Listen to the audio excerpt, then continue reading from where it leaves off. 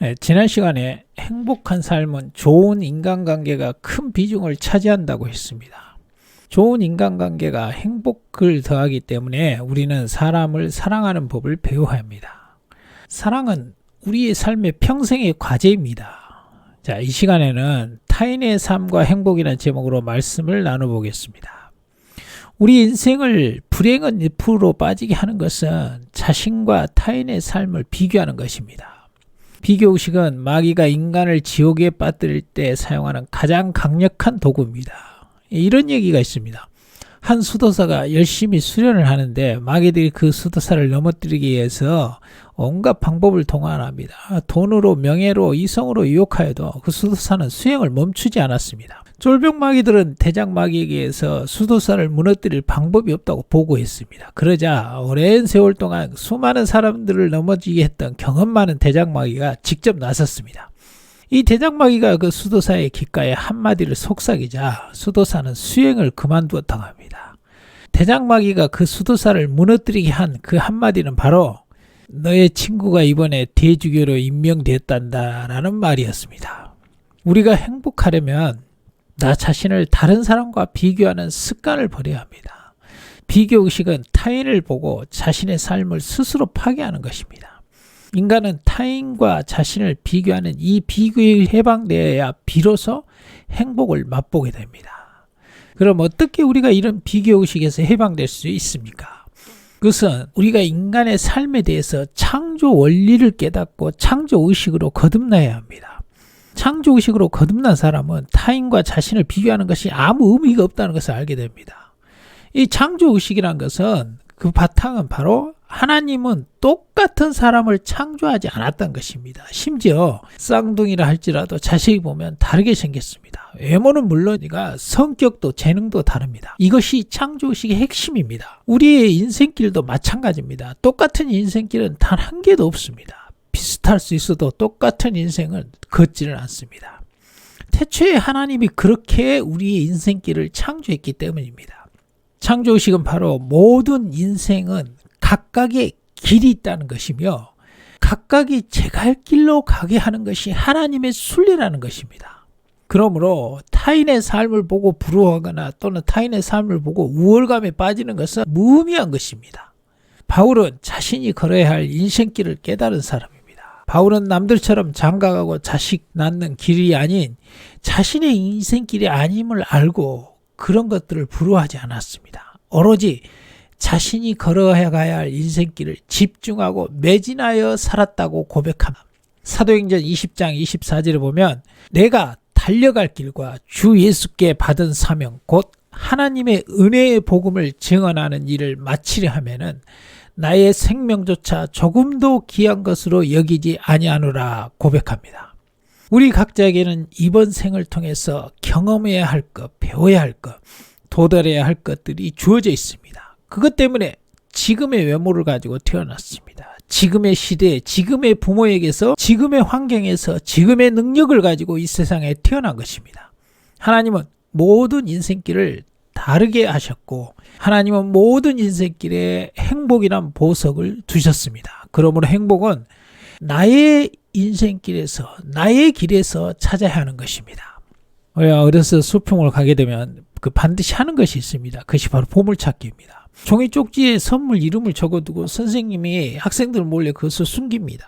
선물이 적힌 종이 쪽지를 찾아오면 그 선물을 받게 되는 겁니다. 그런데 보물찾기를 하기 전에 이 보물이 어디에 숨겨져 있는지 그 범위를 대략적으로 알려줍니다. 그런데 꼭 엉뚱한 애들이 한두 명 생깁니다. 선생님이 알려준 장소가 아닌 엉뚱한 장소에 가서 누구보다도 열심히 보물을 찾는 것입니다.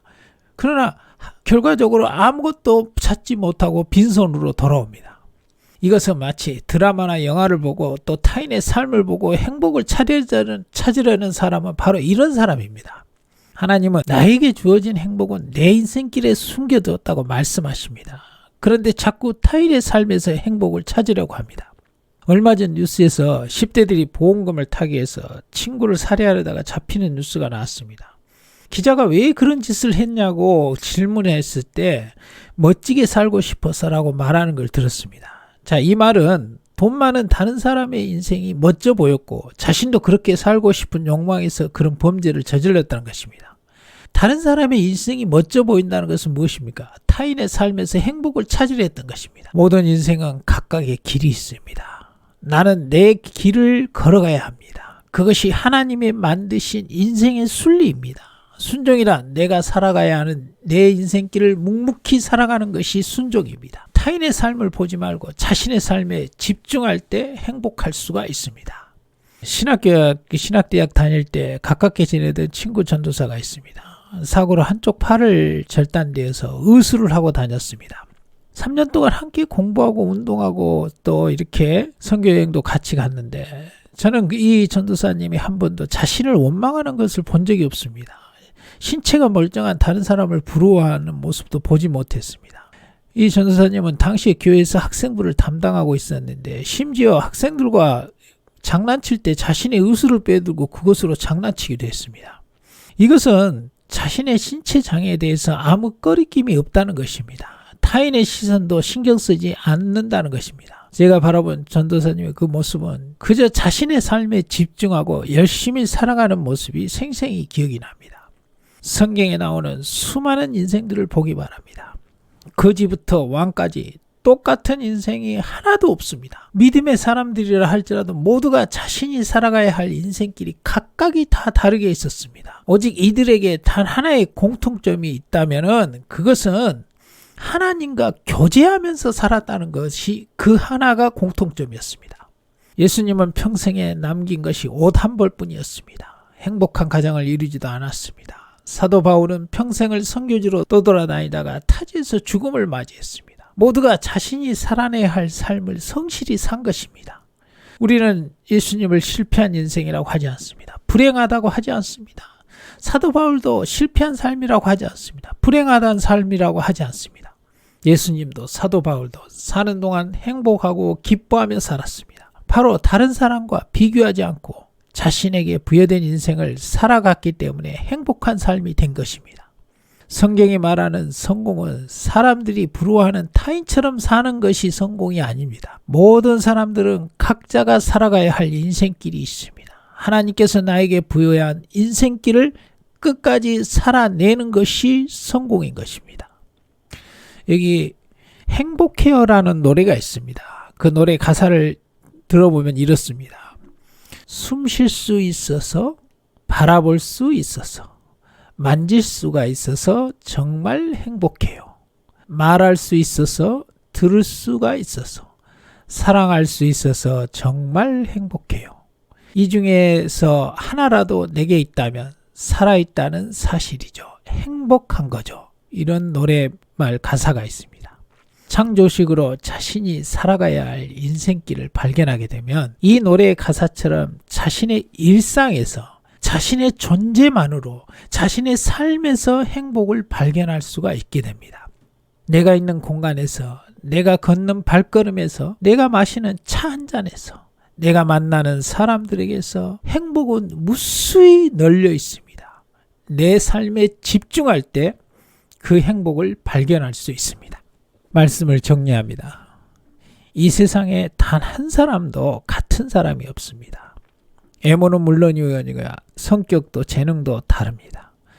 우리의 인생길도 똑같은 인생길이 단 한 개도 없습니다. 모든 인생은 각각의 길이 있습니다. 각각이 제 갈 길로 가게 하는 것이 순리입니다. 타인의 삶을 보지 말고 자신의 삶에서 행복을 발견하기 바랍니다. 인생의 성공은 하나님께서 나에게 부여한 인생길을 끝까지 살아내는 것이 성공입니다. 내가 누려야 할 내 몫의 행복은 바로 내 인생길에 있습니다.